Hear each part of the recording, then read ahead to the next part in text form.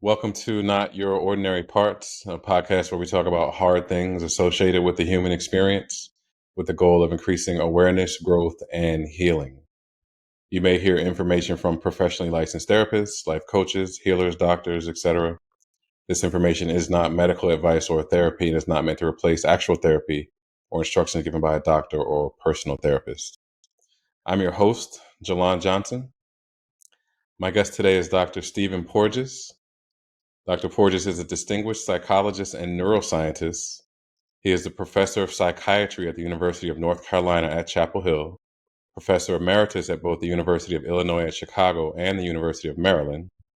He's Director of the Kinsey Institute Stress Research Consortium at Indiana University Bloomington and co-founder of the Polyvagal Institute. Dr. Porges served as President of the Society of Psychophysiological Research and the Federation of Associations in Behavioral and Brain Sciences and has published more than 400 peer-reviewed papers across several disciplines. As a leading expert in developmental psychophysiology and developmental behavioral neuroscience, Dr. Porges is the mind behind the groundbreaking Polyvagal Theory. Adopted by clinicians around the world, the Polyvagal Theory has provided exciting new insights into the way our autonomic nervous system unconsciously mediates social engagement, trust, and intimacy. Dr. Porges knows and understands the relationship between safety and the nervous system and believes that if we want to improve the world, it starts with making people feel safer. So, Dr. Porges, welcome to the show. Thank you so much for being my guest. Well, thank you for inviting me, and thank you for the lovely introduction. I got a little tongue-tied there. Sorry about that. You probably did a better job than I could have. I gave a brief introduction, but so that the audience can get to know you a little bit better, would you mind giving us a little bit of background about yourself and how you got to who and where you are today? Well, I've been on a long journey about literally trying to figure out what is it to be a human being, something as simple as that. And I was always interested in, let's use the term mind-body relationships. We would call them brain-body in science, but mind-body. That is how intentional thought changed our bodies and how our bodies influenced intentional thought. So it was always about this co-regulation between this very complex neural circuit that we call the brain and all these organs that it's managing. But part of modern perspective in modern medicine has been not to literally listen to the body. So even though it's really transmitting all these impulses from the body, our culture says, don't pay attention to it. And what we end up with is a numb society that is, quote, stressed out because it doesn't listen to the feedback loops that keep our body healthy. And in doing that, it doesn't understand that our physiological state is really this very important, I use the term intervening variable, but think of it as mediating our relationship with the world. So when our body is in a state that supports health, growth, and restoration, we're accessible, we're interactive, we're benevolent, we're compassionate. But shift that physiological state to, let's say, chronic pain or any level of dysregulation of visceral organs, the psychological experiences in the higher parts of our brain become much more defensive, self-protective. And we can literally just step back and think about what the pandemic did to us and the consequence, even in our political environment now, which is all about threat. And when we feel threatened, we care less about others. So in a, let's say, perverse way, the threat signals that we are experiencing are manipulating us not to care about others. And it's a strange thing to observe because you're both the observer and you're participating, because those cues are really, truly threat cues like the pandemic. Wow. Oh, so the bottom line is I've always been interested in these things, okay? And it's even becomes more, let's say, embedded because when I started my academic career, I entered a very new discipline that was called psychophysiology, which was the link between psychological or mental phenomena and physiological activity. It was really new, like 2 to 4 years old when I entered. And I entered it, and then I started to change the perspective. The perspective was basically signatures of mental activity were embedded in physiology. But that was not satisfying to me because I wanted by bidirectionality in my conceptualization. And I want physiological state, the way we are physiological, how our body is organized and running, to influence our mental behavior, and our mental behavior to influence our physiology. So that's been this journey of literally taking a emerging discipline that at least acknowledged that there were mental and physical parallels, to shift it from parallels to now into a more integrated bidirectional system between the body and the brain. And that became polyvagal theory. Hmm. Thank you so much for sharing that. And to listen to you talk, you can tell that you've been doing this for a while and that you know what you're talking about. And you don't fall short anywhere near of your titles. So But I thank you. appreciate you sharing that. Also, I think it's safe to say that when people hear your name, they may automatically associate it with the nervous system or polyvagal theory. But I wanted to ask you, before you became who you are today, what was early life like for you, and did your early life affect your decision to Oh, become who you are? well, it's always fun to go back to high school reunions, right?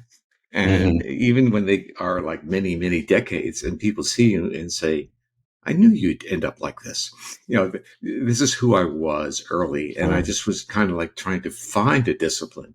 And my own journey was really not only was it not a discipline that encapsulated what I wanted to do, but I actually had to help frame that discipline, create the methodology for it, do the scientific background.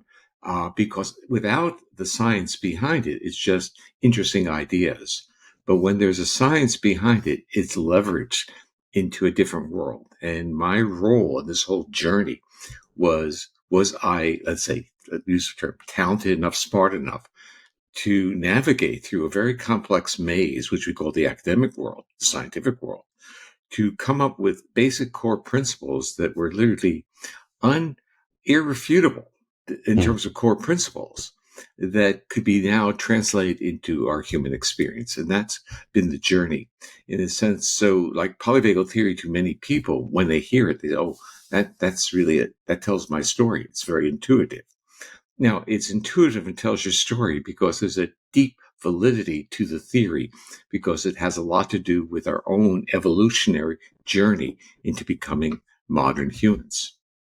Mm. I see. I think that a big part of what we now know about mental and emotional health is seen a lot differently than it was in the past. Um, as a leading expert in psychology, what does mental health look like to you, and what does it mean to you? Well, it's interesting that you would, okay, first of all, categorizing me in the area of psychology, even though my degree is in it, it's not really where I plant my feet. I plant my feet Okay, all over the place. And sure. my CV represents that because I've published maybe in 20 different disciplines because I had to know the language of those disciplines to do the communication. But mental health now lives in many disciplines. So Very at true. one point in time, let's say you go to a physician and you have a bunch of symptoms and they can't find any organic problem. And they say, oh, go see a psychiatrist or a psychologist. And they're still doing that, but it's really not the world where the world is changing, because now we're at least talking about functional disorders of the body, of the gut. Let's talk about the gut, which is really very prevalent in the world of mental health. And rather than thinking of like irritable bowel as a disease that is distinct from mental health, it can be viewed as part of an integrated nervous system that is really going through phases of states of defense. And the actual irritable bowel activity is actually a defensive reaction.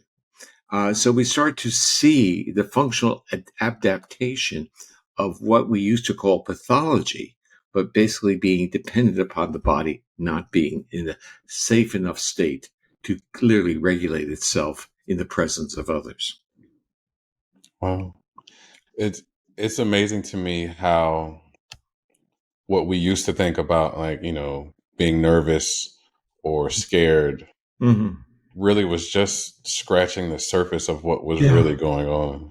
I think you're tapping into let's say, so you're tapping into a reality that I understand, but now I have to step back and realize a lot of people are really feeling guilty for being scared or being nervous or being anxious.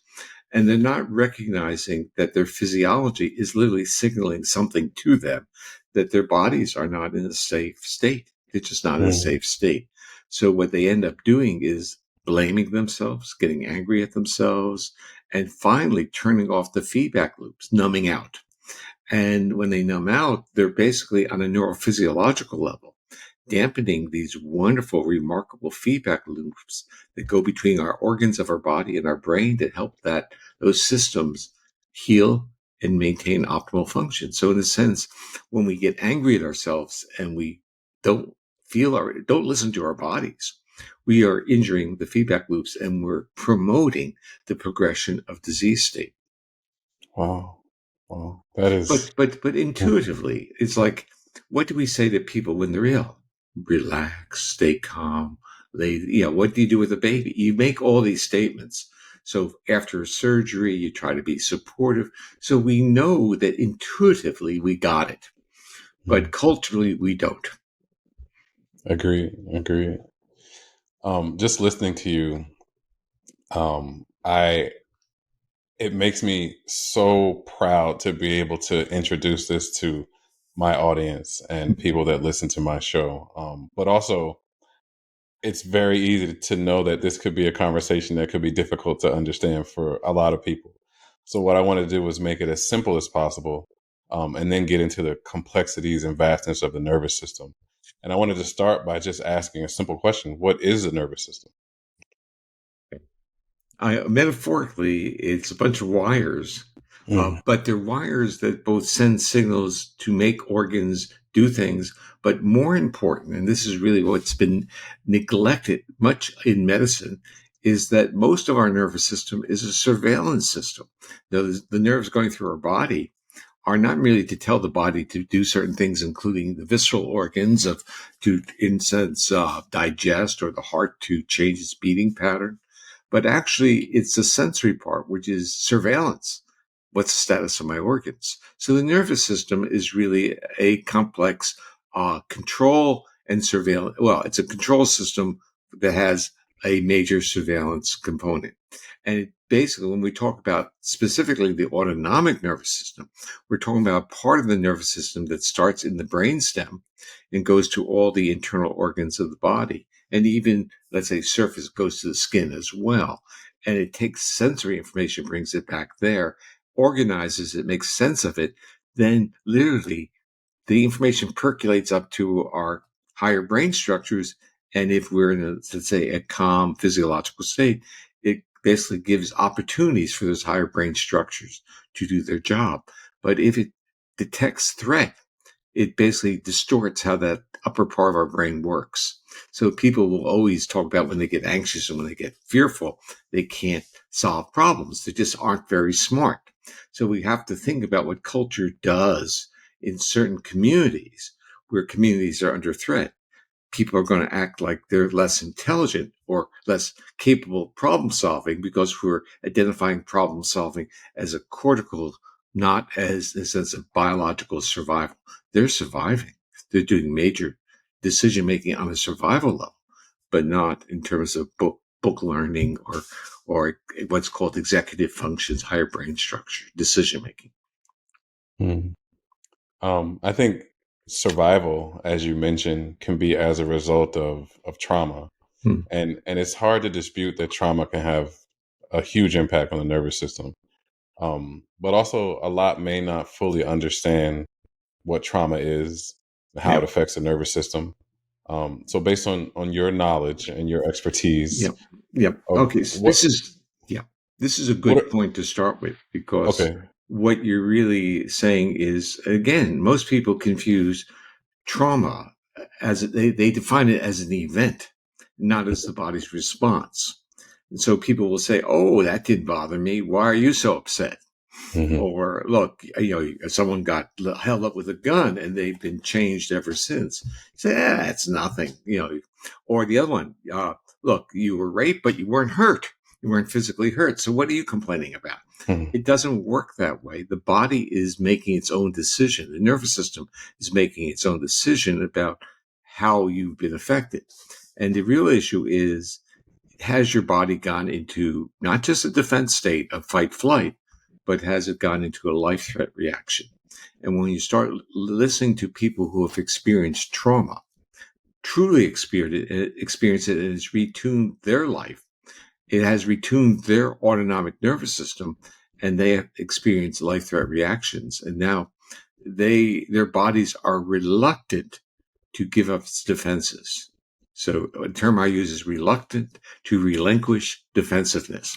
And Mhm. in the world that we're all in, people who have had traumatic experiences, they may their intentional brain may say, I would love to have a relationship.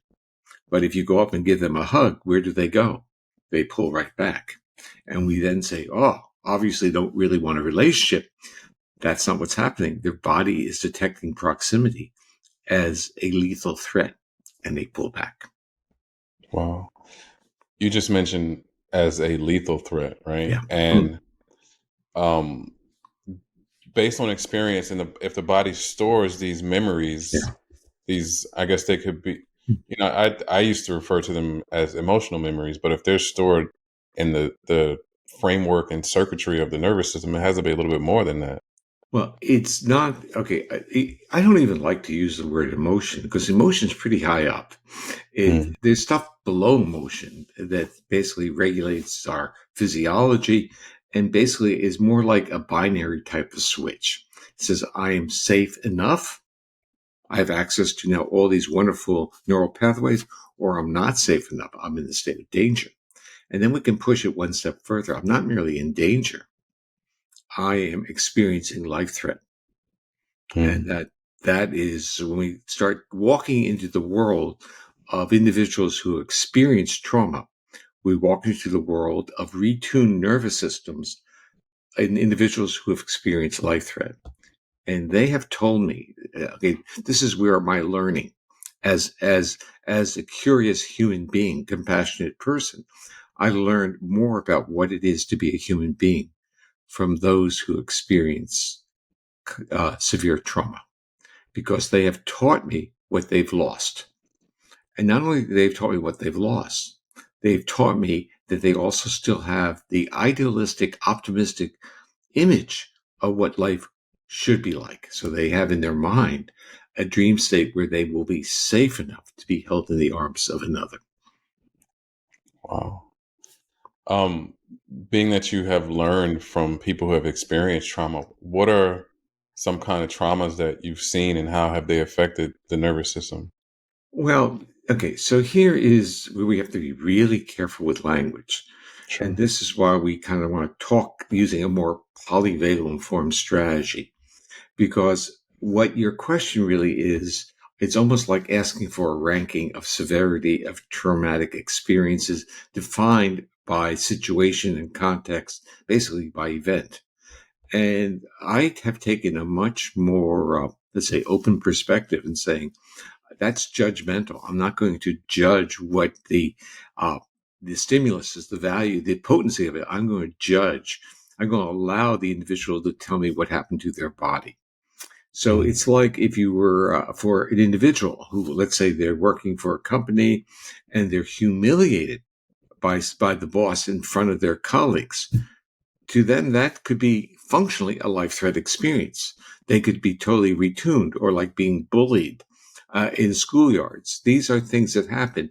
And when we start talking about school, we start realizing that many children have they're reluctant to go to school, and they tend to have gut problems. And when we see the gut problems, we should really be saying, oh, you'll get over that, get back into school. We should see that as a signal that their bodies are actually processing the threat signals in their environment as life threat. It's going that low into their system, and to be respectful of it. Wow. Um, so life threat Mm. can be something to one person, Yeah. but another person could perceive it differently based on how their nervous system, I guess, is tuned. tuned, or the word we can say, it's tuned, its state, its resilience, its features at that point in time. So like for you, let's assume you're quite resilient today, but Mm. let's say you're overwhelmed tomorrow. Okay, so today you're resilient, you get triggered, and the trigger gets resolved. That was nothing. But tomorrow you're dealing with family issues, fiscal issues, all these other things going. Your body just may feel like there's no resource left. And then that same stimulus may just push you over and you may literally shut down. So the difference is in how people respond to these signals. Do they get mobilized into a fight flight? Do they get angry and move their body? Or do they just shut down and literally dissociate and disappear? Mm. And the part of where polyvagal theory, and this had to be taught to me because I had the theory and had no experience in the world of trauma, but was invited to give talks in the world of trauma. And I would talk about the theory, and people would line up and with their questions say, well, this is the story of my life. This is the story of their clients, that there was a circuit of shutting down. And this was the repeated narrative I start to hear of that under life threat situations, many people who have traumatic stress, post-traumatic stress, have had shutdown responses, immobilization of some level. Their body, they froze, their body didn't move, or they dissociated and they can't even remember. This is a very adaptive to our physiology. And what the theory did was it gave credibility to the experiences of many who didn't have a language. And in fact, many people who were trying to describe their experiences to therapists were confronted with therapists say, you got it all wrong. You must have been in a state of fight flight. You just don't remember, as opposed to being a good witness. So many people say, no, it's not fight flight. I just couldn't move. Mm. And that is where polyvagal theory stepped in and gave a narrative for people's experiences. Thank you for that. You touched on this briefly, but I wanted to see if we can dive into a little bit further. And my question is, do states of safety and danger have different effects on brain function? Oh, absolutely. I mean, the issue is you can basically say, if you had to take a test and you are in a state of danger, where's your mind? Can you do you have literally the portals? So in imaging studies, are the portals of getting information up and down from higher brain structures, are those portals available? Or is the body really into this, I got to protect myself? So when we're in a state of threat, our organization of our nervous system optimizes defense. When we're safe, we have options now of different types of experiences. We can say, well, we're cognitively or mentally more competent. We can do better decision making. But we also can have spiritual experiences. We can appreciate aesthetics. We can daydream in a creative way, not dissociate. So we can literally access more of our brain, and we can have more, our life experiences become richer. Well, it it's amazing to think that because you may be nervous or there may be a perceived threat, because from what I've learned, the brain can't tell the difference between an actual threat and a perceived threat if there is a history of trauma, especially if the nervous system, is improperly tuned. Um, so to be able to have words and language for what is happening to you in the moment, I think will give a lot of people so much freedom. Yeah. Let's go back to what you're saying. So that's I created a term called neuroception because I was very uncomfortable with the word perception. Hmm. So that when we're dealing with threat cues or triggers or even safety cues, we use the word I perceive that. Now, what if your body doesn't detect it and you use the word perception? You start getting angry at yourself for missing that.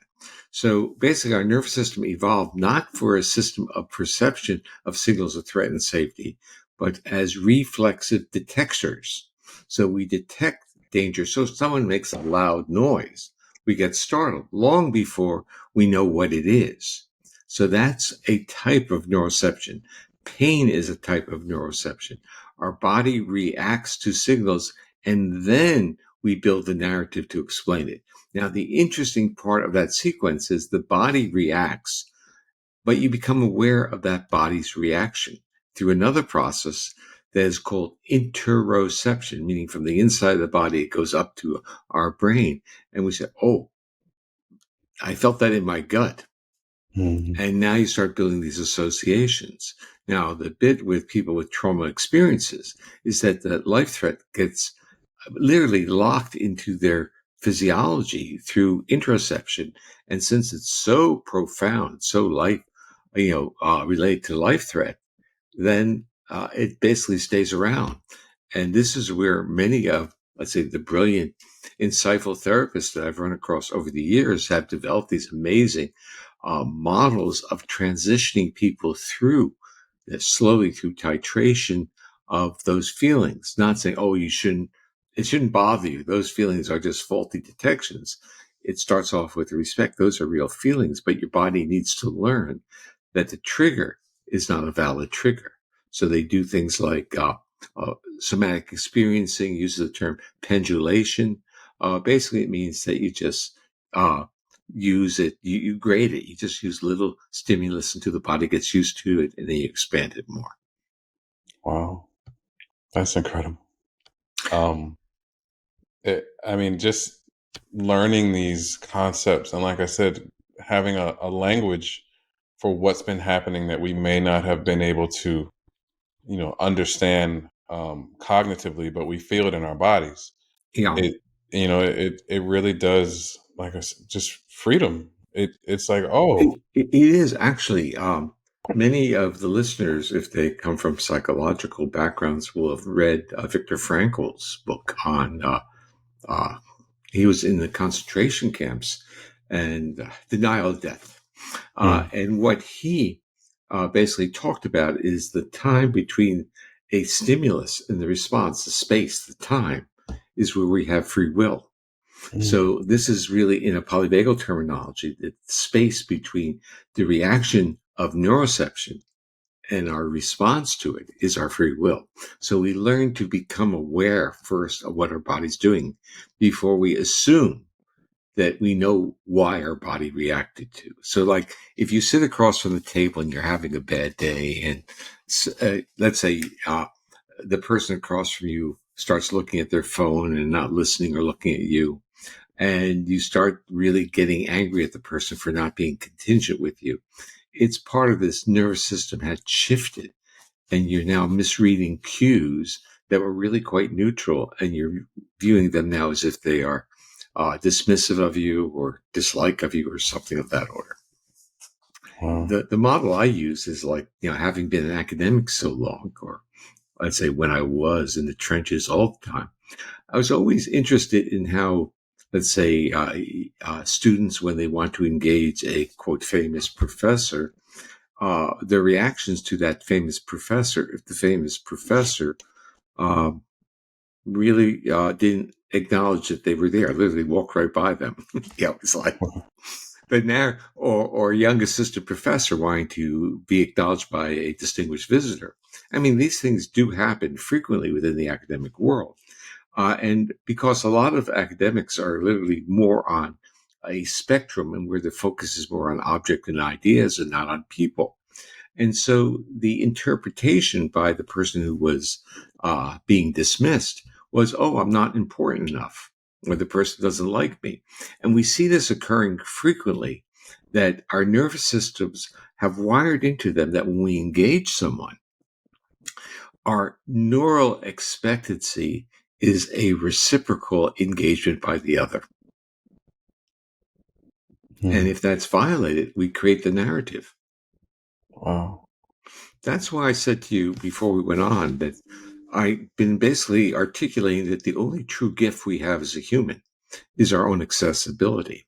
Because when we are accessible to others, it triggers in the other accessibility. In a sense, it's a gift that pays off multiple times. So by being accessible, others become accessible to us, and they feel good because that accessibility enables them to calm down, to feel more secure in their body, and literally safe enough to be who they are, which means brilliant, sensitive, creative, loving. All these features can come out because they're not in a defensive mode. Well, it's fascinating how being defensive can almost be like a snowball effect. Well, it's a trigger to others, So if you're Mm-hmm. defensive to me, you're going to be giving triggers to me. And look, you've interviewed a lot of people, and I would say most of the people, as I looked at the webpage, are going to be really enjoyable to interview. But you've probably had a few whose faces are pretty flat, and they weren't spontaneous. They were a little bit withdrawn. They weren't sending cues of accessibility. Mm-hmm. And our bodies react to that. We know intuitively that this is discomfort. Yes. And our initial reaction is, oh, it must be my fault. This is the natural part. We're a giving species. And when we are accessible ourselves, we basically expect on a neural level the other person to reciprocate. Wow. I look at that a lot.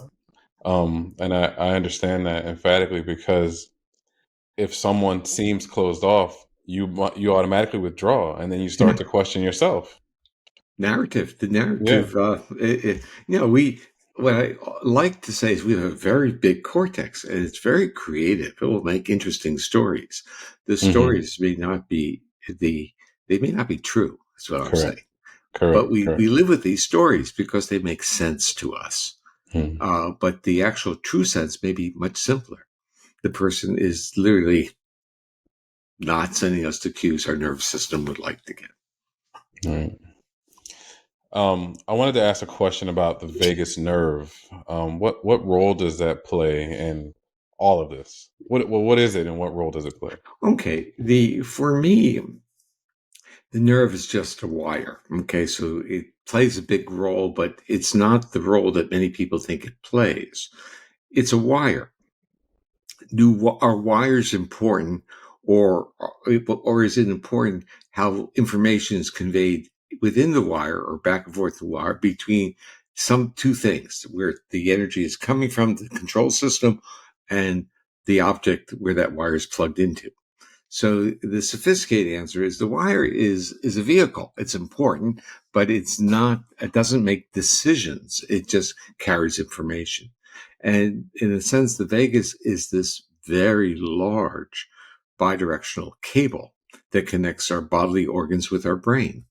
That being said, what am I most interested in within that system? Well, I'm very interested in the brainstem areas that regulate the input and interpret, basically regulate the output through the vagus and interpret the input that's coming up through the vagus. And then what do these areas of the brainstem do with it? So I'm much more interested in this neural regulation that is utilizing the wire and not the wire itself.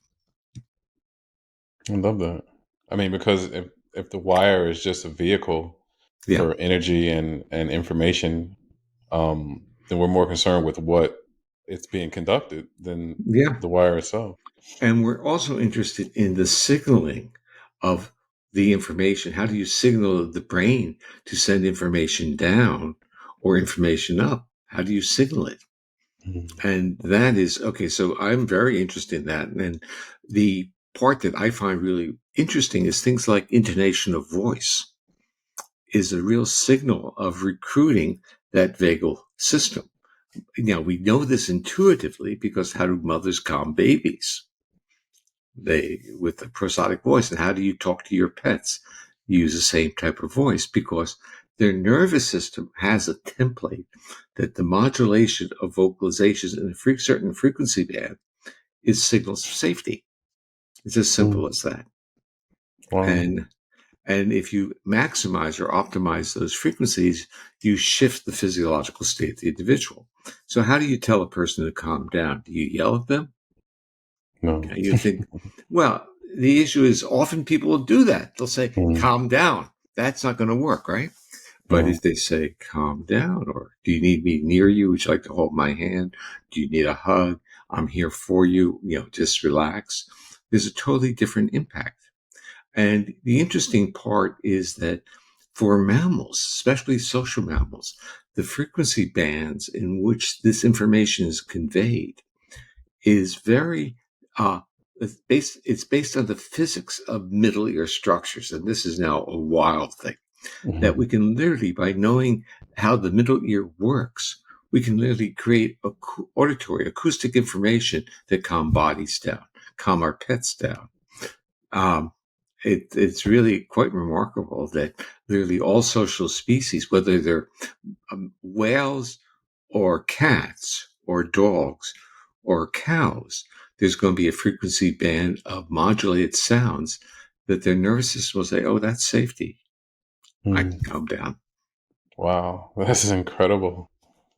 And I guess there's if you know how to manipulate that, Yeah.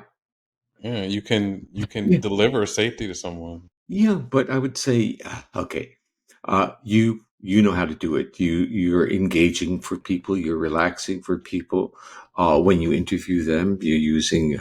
You think it's because you're talking slowly, but you're talking with more intonation, prosody, and a lot of people do it intuitively.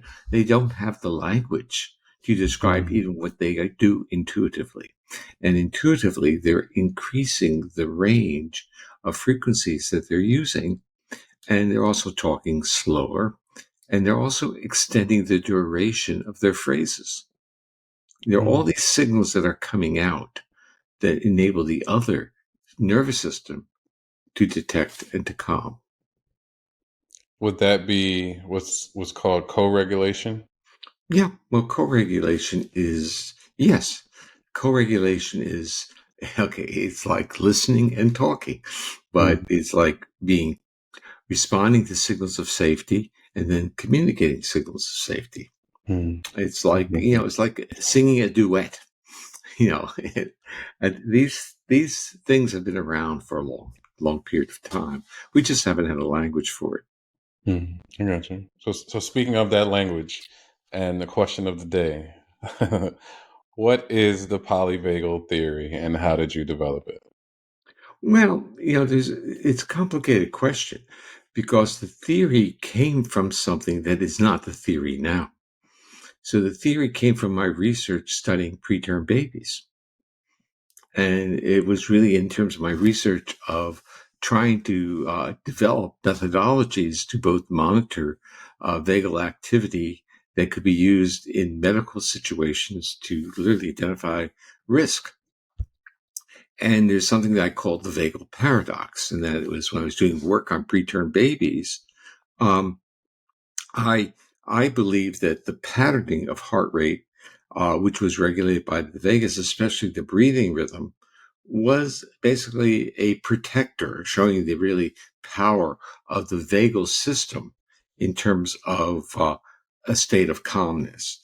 And I was really a proponent of that you could make these measurements, and then if you lost this pattern, it was gone, it could be alerting to medical staff to take care of these babies.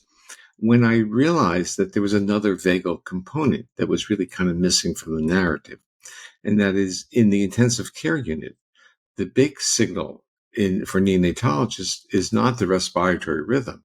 It's something else. It's a massive slowing of the heart rate called the bradycardia, often apnea, where the baby stops breathing, and bradycardia, where the heart rate gets too slow, are signals that there's not sufficient amount of oxygenated blood go to the cortex. So it's really very damaging or dangerous. And so I was stuck with this paradox. The paradox was that bradycardia, that apnea, was also considered to be a vagal response. So how could the vagus both be a protector and also lethal? And I posed it as a paradox. And that sent me into a deep period of time, extensive period of time of scholarship, where I had to find the literature in many different disciplines, or all things vagus, let's call it that.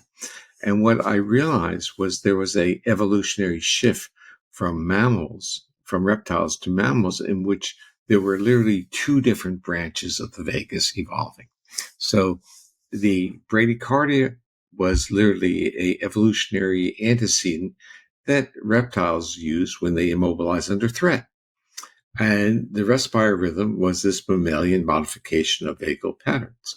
Well, this resulted in kind of an explanation of it. Now, another way of understanding it, and this is a little bit dense, in the brainstem, when we look in embryology, which means the development in an embryo to a fetus before the baby is born, through autopsy studies, they can literally see in mammals a migration, a movement of cardiac inhibitory, meaning vagal fibers that slow the heart, moving from the back of the brainstem, the dorsal area of the brainstem, to the ventral area. And this ventral migration of actually neurons is a journey towards sociality, because where do those neurons go? This is really the core of the theory. The neurons go to an area of the brainstem that regulate the muscles of the face and head, so that our voice and our facial expressivity and even the neuroregulation of those middle ear structures that enable us to pull out human voice are linked in the brainstem with this newer ventral vagus. So we basically have a vagal system that is linked to our social communication. And when the neural tone to our face goes, flat faces like trauma or fever, or even things like Bell's palsy, where you have hemiparalysis, you start getting a massive amount of comorbidities that are linked to autonomic dysregulation. So it was this part of the story linked the neuroregulation of observables, meaning voice and face, to the vagal regulation of the heart. And once I realized that, I realized also that clinicians, insightful clinicians, didn't have to measure the heart rate patterns to understand the vagal control of the heart. All they had to do was listen to the voices of their clients, look at their faces. They would know what to look for and what to listen for. Wow. I felt like I was just listening to a documentary about the nervous system and the brain, and It's amazing. If you think about this, literally ventral migration, you say, here are these neurons, and they're going for this little journey, but where are they going? right. They're now linking to facial expressivity, intonation of voice. And this makes mammals different than their reptilian ancestors. And what's really interesting, the whole basis of human civilization is based on co-regulation, what you're bringing up. And this is a system of co-regulation. And co-regulation leads to trust. And trust is really the basically the whole, I would say, the core, the kernel of how civilization occurred. We trusted others. And even commerce is all based on trust. So it's this interesting journey of basically embedding the regulation of our physiological state with the nerves that we have some control over, facial expressivity and voice. It's just remarkable. Let me ask a question. I just thought about this. How important is a smile to someone who may not be regulated? Okay, now remember, this is actually, now you're tapping the professor in me. There are different types of smiles. Okay. And Darwin was very interested in this, and my friend Paul Ekman spent his whole life on these things. They're what are called upper face and lower face smiles. Upper face smiles are much more spontaneous. They deal with the orbital muscle around the eye called the orbicularis oculi. They're very much linked to our physiology. And when people do Botox, they get rid of the crinkles of that muscle. They paralyze that muscle. And now that muscle is not sending cues of safety and exuberance to the other. And when people have Bell's palsy, you can go to websites and see that when there's paralysis on one side of the face, and then you do kind of like a mix and a match, and you say, which side is more attractive? And you can have famous people who have this, and you realize that if that side's been paralyzed, you don't find the person attractive. You find them cold. So the answer is this system in the upper part of the face is a signal to our nervous system of accessibility in others. So that upper part of the face smile is critical. Now, what about the lower part of the face, or what we call fake smiles? I did work within the world of autism for decades, and autistic kids are going to be told to smile often with somewhat of a false smile, and it's going to be lower face. Lower face, through our own evolution, is linked to basically aggressive behavior because of biting. Wow. So if the smile goes down low, smiling down there can also be a trigger of aggression, false smiles. So our nervous system does a pretty good job in distinguishing the validity of a smile. Wow. That's incredible. So to kind of bring all of this together, and let's say someone was to just jump on right now, and we've discussed the polyvagal theory, we've discussed a lot of things about how the nervous system, the circuitry of the nervous system, and how it affects safety, connection, so many things. If there was one thing that you could pinpoint for someone, let's say you were speaking to a group of first graders, and they were trying to understand this. Fortunately, there are people speaking to first and second graders about this. They're not me, but they're really educators who want to bring this into the school system. But yeah, I would give you a sense. I think they would do a better job than I do. But what I would say is that we have to truly acknowledge that our physiological state biases how we react to the world. So when our body's calmer, we're more accessible, we're more compassionate, we're more welcoming. And when our bodies are in states of defense, it's all proximal or more proximal. So we are different. We're not the compassionate, generous person that we like to think of ourselves on paper. We are really very needy. And the awareness of this is the first step. So the take home is, our physiology changes, and how can we use that knowledge? Because it's going to limit our range of behavior. We have to become more present within our body, meaning more aware of our own physiological state. And when we're aware of it, we are really supporting it. We're saying, I'm listening to you. And now if I have to go on stage, I basically am saying, I'm going to take a few breaths, I'll calm down, but in an hour, I'll do something else. So we kind of do an internal negotiation with our resource and say, I can do it for another hour, but later I'm going to listen to you. Thank you. Awareness, number one. Physiological state is an important mediator, or we can say biases our relationship to the world or with the world. And number two, our awareness of that physiological state is really the gift that we can give to our own body. We can help it monitor through complex situations. Nice. Okay, I want to ask you a question because I want you to try and take the work that you've done at this point in your career, and if you could be in front of a group of people and they said to you, what would you want it to be defined by, or what would you want your legacy to show about who you are, what would you say? Well, first of all, I mean, these are questions that 40-year-olds ask, okay? And because they serve as part of the motivation. As you age, and aging out is part of the rest of the story, you are more interested in completing what you want to complete and less interested in legacy. Okay, but the legacy is really the deep respect of our physiological state, and that state is optimistically modifiable.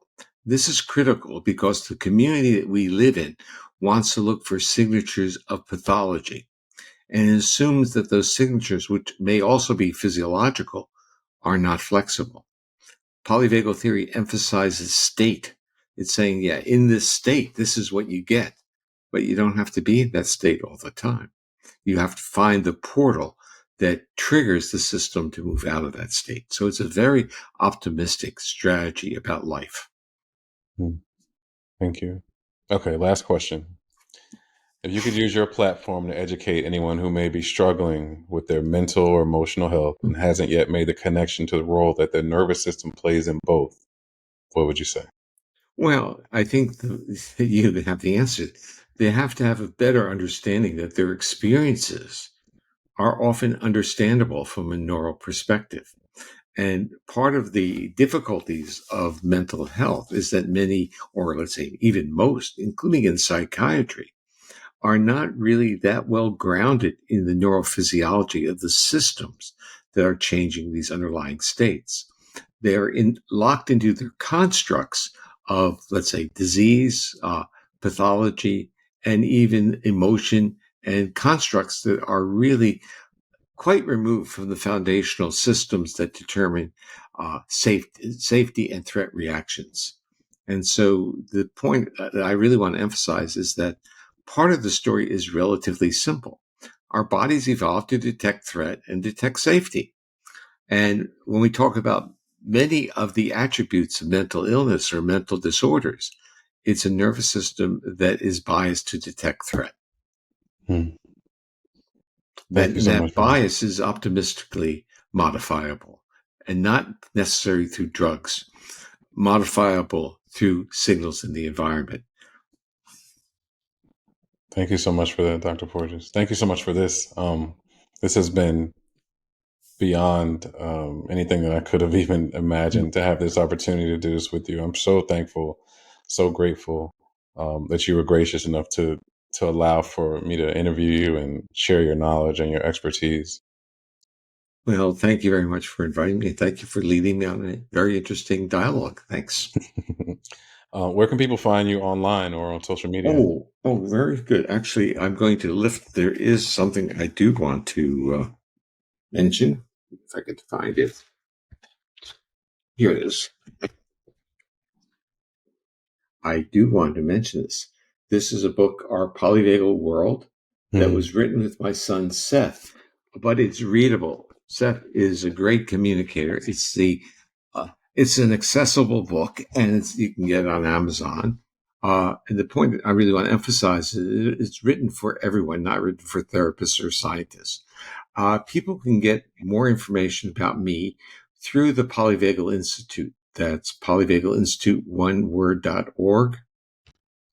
And there's courses and other, there's a lot of things on the website about polyvagal theory, including my talks. Okay. So those would be, I would go there first. And also I would look at the book. I think the book is a readable introduction to the theory with application.